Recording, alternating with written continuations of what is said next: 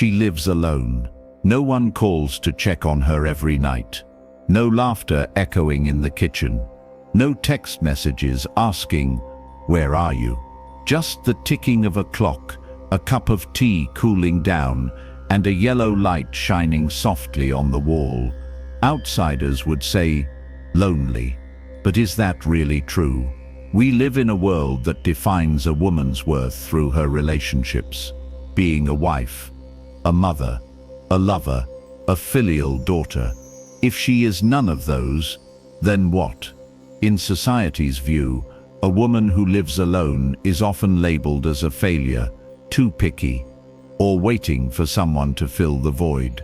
But is it possible that it is not a void, but a light? What if we change the way we ask the question? Instead of why is she living alone, let's ask, who is she becoming by living like that? This question opens up a whole other world, where loneliness is no longer a wound, but a ritual, a journey back to oneself, slow, unobtrusive, but profound and transformative. Carl Jung, the father of analytical psychoanalysis, once said, "Until you make the unconscious conscious, it will control your life, and you will call it destiny." In that context, the woman who lives alone is not the one who is left behind, but the one who dares to look at herself, not running away, not filling in. She does not wait for someone to love her. She is learning to love herself in the deepest way, without conditions, without roles. And if you have ever thought that living alone is proof of lack, perhaps you have never tasted the feeling of complete silence. In that place, there is no human voice, but the voice of a soul turning over, calling its own name. Perhaps what you call loneliness is awakening. For generations, the image of women has been shaped around attachment. Attachment to the family, attachment to the husband, attachment to the children. From the time she was in her mother's womb, she was raised to be loved by pleasing others. When she grew up, the first questions were not, "Who do you want to be?" but "When will you get married?" How to keep a family together? Is there anyone to pick you up at night? Society does not let women live alone in silence. It always whispers, sometimes screams, that a single woman is something incomplete. She will be asked, "Are you too picky? Is anyone pursuing you? Why don't you take the time to settle down?" As if the state of being unattached to anyone is something that needs explaining. But here, we need to stop. Because when a woman chooses to live alone, not because she was left behind, not because she was hurt, but because of a clear decision from within, all prejudices immediately reach their limits. The problem is not whether she has anyone by her side or not. Rather, her choice has invisibly posed the opposite question to society. If I am not a wife, not a mother, am I still a valuable woman? And this question confuses many people, because it breaks an old structure that has been maintained for centuries. Women can only be complete in the role of others. Today's generation of women has more choices than ever. They have the right to study, earn money, build a career, and create the living space they desire. But this is not simply a social step forward. It is a manifestation of a profound psychological shift. Many women are no longer living according to traditional roles, but are embarking on a different journey. A journey to discover their own unique self. Choosing to live alone does not mean rejecting love. It does not mean denying family. It simply means daring to temporarily put aside preconceived expectations, to ask themselves a more important question. What really makes me feel like I am? When women choose this path, they are not running away from love. They are rejecting versions of love that are not rooted in respect and freedom. There are women who, after divorce, do not rush into a new relationship. There are those who have never married, not because no one wants them, but because they do not want to trade their inner peace just to be called couples. There are those who raise children alone, not feeling inadequate, but feeling complete in their own way. Each story like this is a light slap to the prejudices that are still too deeply rooted in culture. When a woman chooses to be alone, what she is really doing is resetting the coordinates of her personal values. She defines for herself what a full life is. And the important thing is that fullness is no longer in the eyes or validation of others.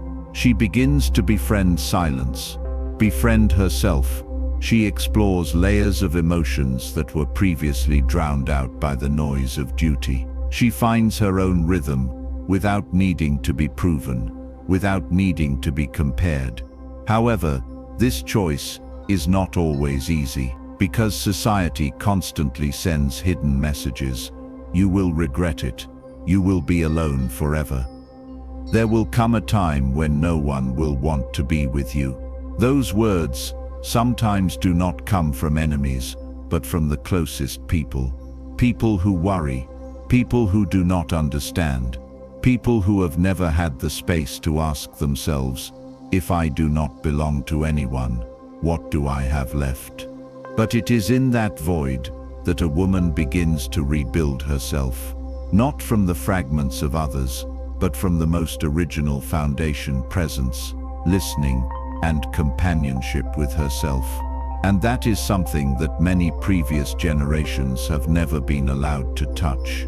She does not need to force herself to be someone ideal. She does not need to find someone to feel complete.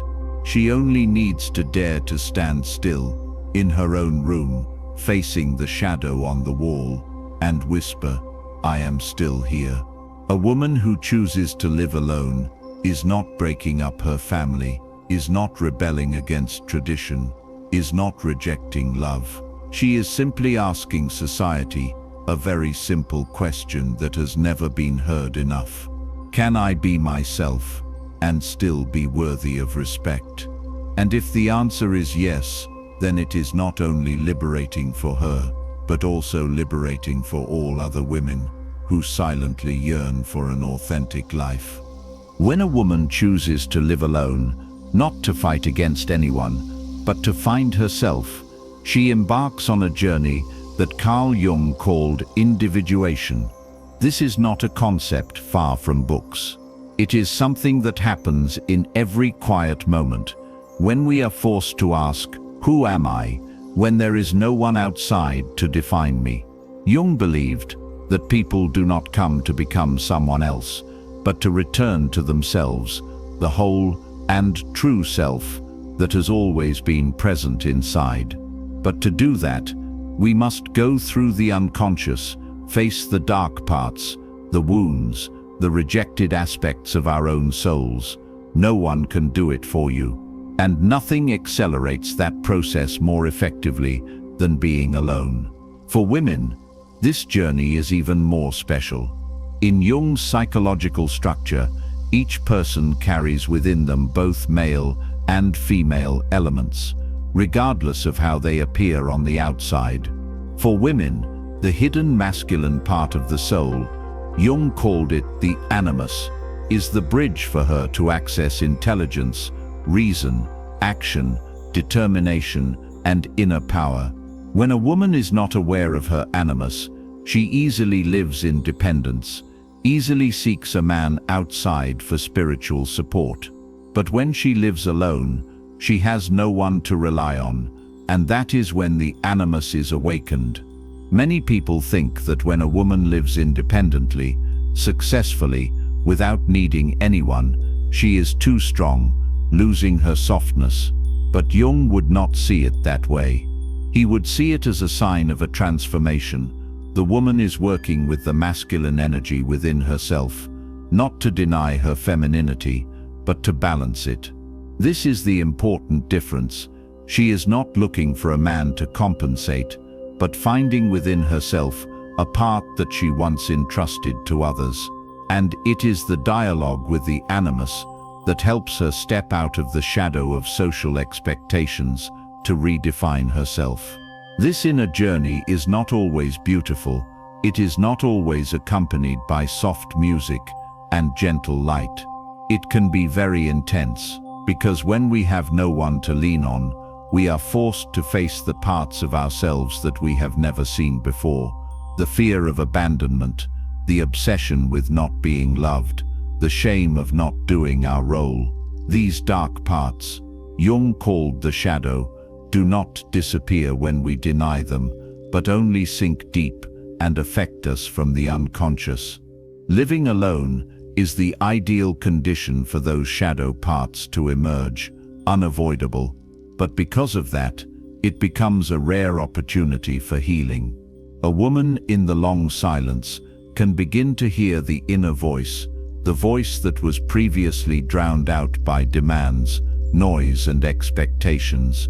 She begins to see her boundaries more clearly, knowing what truly makes her happy, what makes her uncomfortable, but has always endured. She learns to say no, not to close it down, but to open up space for what is truly meaningful. The process of individuation, according to Jung, is not pleasant. It is a journey through layers of false egos to reach the self, where our truest nature resides. The woman on this journey is no longer someone who conforms to expectations, no longer an ideal version of anyone. She gradually becomes someone who can stand in her own truth, strong, contradictory, full of desire, and also full of acceptance. And most importantly, when a woman has made peace with her animus, she no longer needs a man to feel enough. She can love, can be attached, but no longer from a place of lack, but from a place of fullness. Love is no longer something to fill an emptiness, but a gift shared from a nurtured inner self. Jung once said, "He who does not face his inner darkness will spend his life in someone else's darkness." When a woman chooses to be alone, perhaps that is when she stops living in someone else's shadow and begins to illuminate the forgotten part of herself. And if that journey means the world doesn't understand her, that's okay. For the first time, she begins to understand herself. No one teaches women how to come into their own. From childhood, they learn to care for others, to please, to be humble, to be gentle, but no one tells them that there is a hidden masculine force inside them, a silent force that Jung called the animus, the man inside the woman's soul. No one tells them that to truly mature, they need not only to love, but also to face the shadow, the dark side of themselves. Being alone is not the result of absence, but the beginning of that journey, a journey to awaken inner strength. In the collective unconscious, the image of the strong woman is often portrayed as masculine, unfeminine, indifferent, or cold.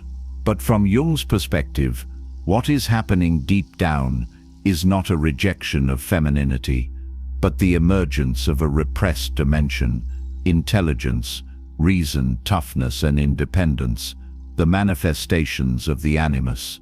When a woman still puts all her trust in a man to guide her, she has not really accessed that part. But when she is alone, with no one to look to, no one to blame, the animus is forced to awaken, and the process is not gentle. Initially, the animus often appears as an inner protest, a voice that criticizes, doubts, questions every choice. Do you think you will be happy? No one wants someone like you. Freedom is an illusion.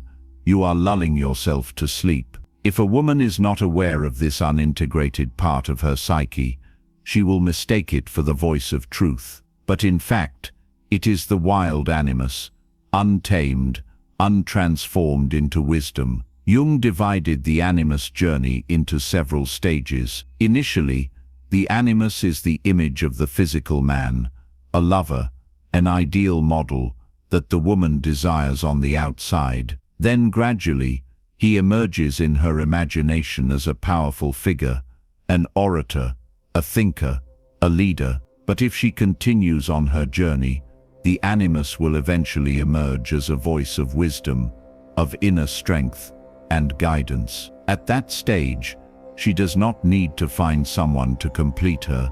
She has found that companion within her soul. But this path cannot be traveled without encountering the shadow, the repressed, shamed, denied darkness. For women, the shadow often takes the form of swallowed anger, hidden desire, suppressed sexuality, or fatigue, disguised as a smile. Living alone means there is no one left to play the part.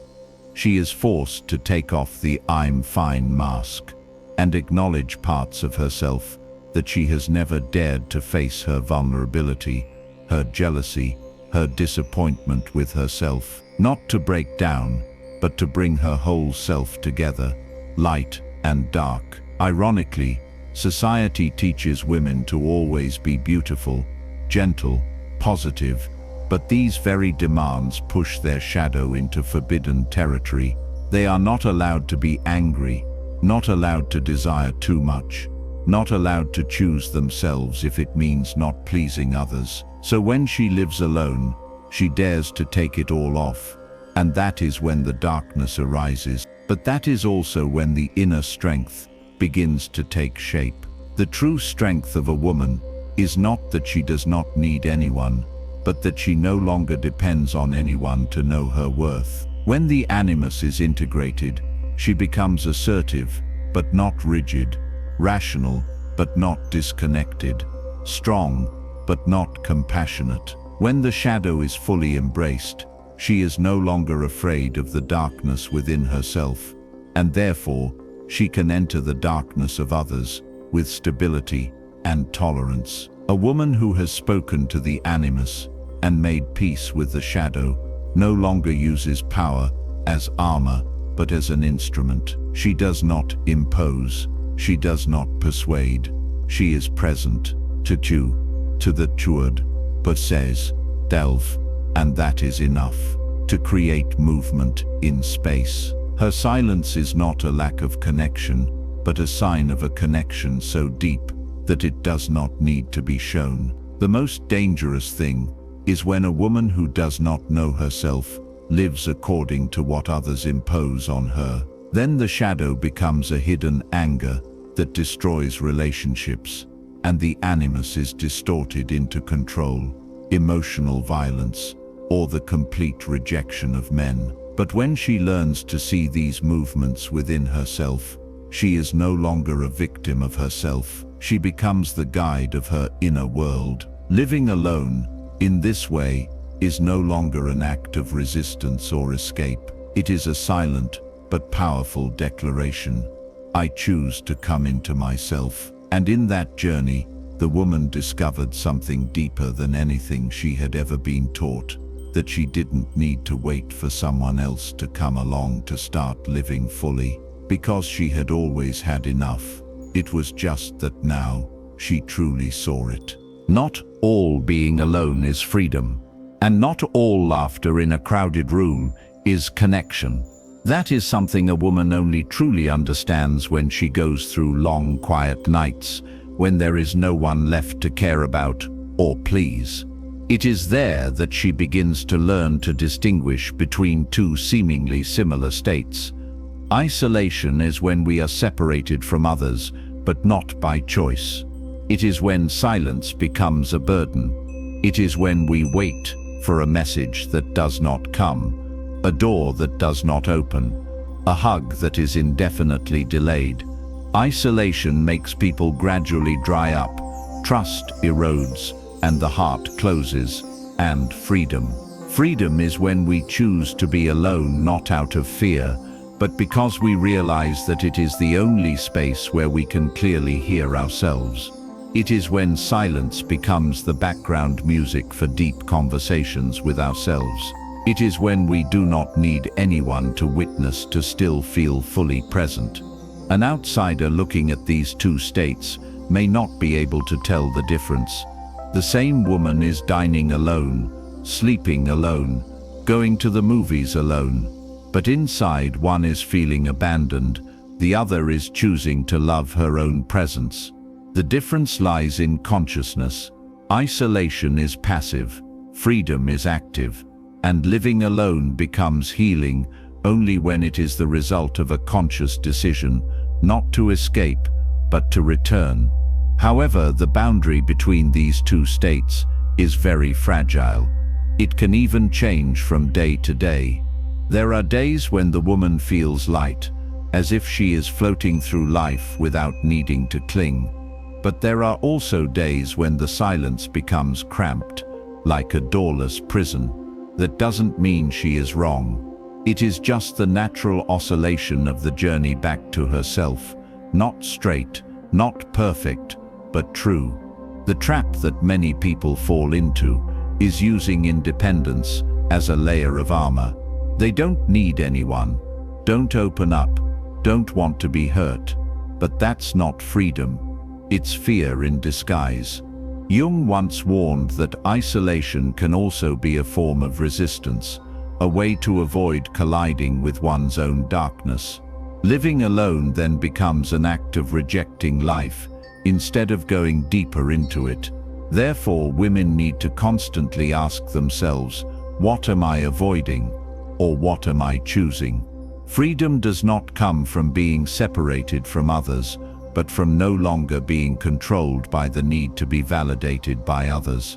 A free woman can live alone, but can also love, can be intimate, can connect. Not because she needs to, but because she wants to. She doesn't need others to fill her up, because she is no longer empty. At that time, the relationship is no longer a place to prove her self-worth, but a space to grow together. One of the biggest myths that society has passed down is that a strong woman doesn't need anyone. In fact, the strongest woman is one who dares to need, but not depend on. Dare to open up, but not lose herself.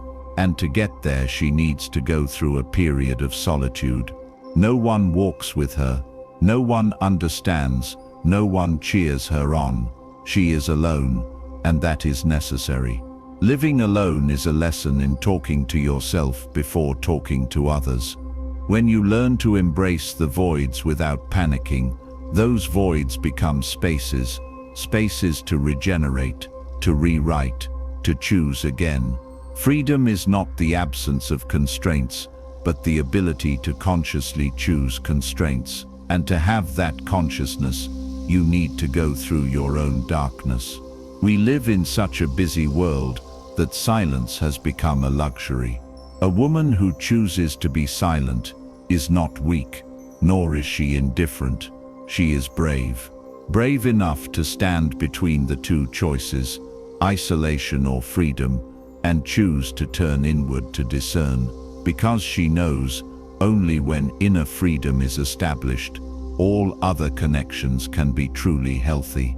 And that is the first step to living no longer as a fragment, but as a whole, with or without others.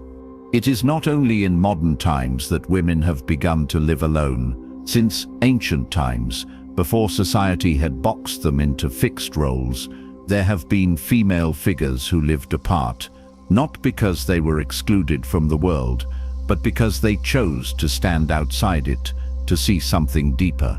In myths, in folk tales, in ancient symbols, these women appear not as obscure side characters, but as centers of transformation. They are goddesses, magicians, keepers of secrets, and they live alone not because they are lonely, but because they know what can only be heard in silence. Look at Artemis, the ancient Greek goddess of the hunt. Unlike the goddesses associated with marriage or love, Artemis rejected all romantic ties. She chose to live deep in the forest, free in nature, surrounded by her priestesses and wild animals. For the Greeks, Artemis was not only the embodiment of independence, but also the symbol of the unconquerable woman, one who did not need to belong to anyone to be of value. Artemis taught that the wild and the sacred were not mutually exclusive. that there was a form of femininity that was not oriented toward nurturing, but toward protecting oneself and one's inner space. Leaving the forest of Artemis, we enter a deeper and more complex world, the abode of Baba Yaga, the witch of Slavic mythology. On the surface, Baba Yaga seems terrifying. She lives in a house that walks on chicken legs, flies on a mortar, and often appears mysterious and strange. But beneath her hideous appearance, Baba Yaga is an image of ancient wisdom, a tester of the courage of those who dare to cross the boundary between old and new. She represents what Jung called the shadow feminine, the side of the feminine that is marginalized, socially unacceptable, but that contains creative power and deep spiritual knowledge. Both Artemis and Baba Yaga are classic archetypes that show that women live alone not because they lack something, but because they are guarding something important. They are gatekeepers, guides, who do not need an appreciative gaze to affirm their presence. And their very image, whether goddess or witch, has become ingrained in the collective subconscious of humanity, a reminder that there is a form of femininity that lies not in attachment, but in individual awareness. Moving into the modern world, images of women living alone and making a difference are not lacking. Virginia Woolf, in her famous essay, A Room of One's Own, wrote, "A woman who wants to write a novel needs money and a room of her own." But the room Woolf was talking about was not just a physical space. It was a symbol of freedom of mind, of privacy of thought, of the right to create without interference. In a world where women were defined by others, Woolf painted an inner space where women could define themselves. And to achieve that, they often needed isolation. Likewise, female shamans, hermits, and healers in indigenous cultures did not live in the midst of bustling villages. They were on the fringes, not because they were pushed out, but because they chose to be there to maintain their connection to the sacred. In traditional rituals, a woman who lives alone is not seen as a lost person, but as a woman in a period of transformation, preparing to receive wisdom, to become a mediator between the visible and invisible worlds. Why is this important for modern women? Because deep in our collective subconscious, we still carry the image of those women. When a woman lives alone today, in the street, in a 15th-floor apartment, or in nature, she is not just living for the moment. She is activating an ancient life. She is entering the stream of those who have chosen awareness over contentment. She is living the symbol of those who spoke before the language of feminism was named. And because of this, living alone needs to be reconceived, not as a temporary lifestyle or an expression of frustration, but as a rite of passage, a form of initiation, like the coming-of-age rituals in ancient cultures, where the individual is separated from the community, goes into isolation, and then returns with a new role, a new awareness. All these models, from Artemis, Baba Yaga to Virginia Woolf, say the same thing. There is a stage in a woman's life when she must step out of the crowd, not to hide, but to listen to what the busyness of everyday life does not allow her to access the most primal voice of herself. It is not the call of the ego, but the call of the soul, and once she hears it, she cannot go back to being the same person. She will love differently, work differently, see the world differently, because she has crossed the threshold of women living alone, not because of absence, but because of awakening. And that is what makes the hidden power of modern women, the ability to connect with the ancient spiritual heritage, not through books, but through her own inner experience. Living alone, then, is not about being an escape. It is about connecting more deeply with a mystical tradition that has been passed down from our ancestors. And if you feel like you are standing quietly outside of life, perhaps you are not being left out, you are being invited. Invited to a journey that generations of goddesses, women and magicians have walked. And there you are not alone, you are in the legend. Not everyone who lives alone is on a spiritual journey. But for women who choose conscious separation, solitude is no longer a void to be endured. It is a rite of passage. In many ancient cultures, every stage of adulthood was marked by a rite of passage. A young girl does not become a woman simply by age, but by a sacred moment. There's sometimes a separation from the community, a long silence, a test of the soul. She is alone in the woods, in the cave, in the dark, with no one to guide her. And in that silence, she is no longer a child. She becomes the keeper of the fire of her inner temple. The modern woman, amidst the noise of the city, the technology of instant connection, and the vivid imagery of social media, feels a similar yearning, a need to retreat, pause, return. No one declares it a ritual. No one crowns her awakened. But she knew, somehow deep in her body and intuition, she understood silence was necessary for transformation. Being alone in that way was no longer an act of personality. It was a spiritual act.